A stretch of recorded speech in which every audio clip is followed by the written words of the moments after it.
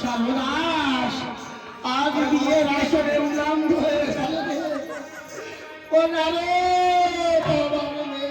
আমি দেব না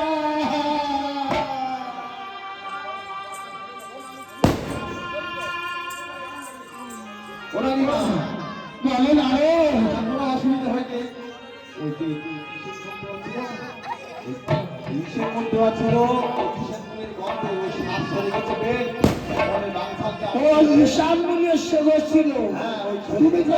তুমি তো আমাকে বলেছিলে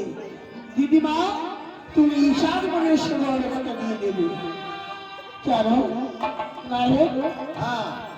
আজ আমাদের মান সম্মান গেল তোমাদেরও মান সম্মান গেল যে বিয়ের বাসনে আজ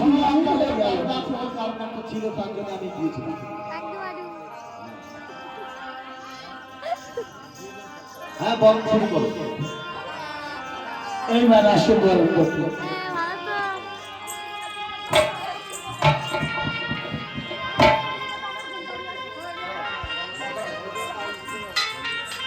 এবার আসো বরং করতে করে আহার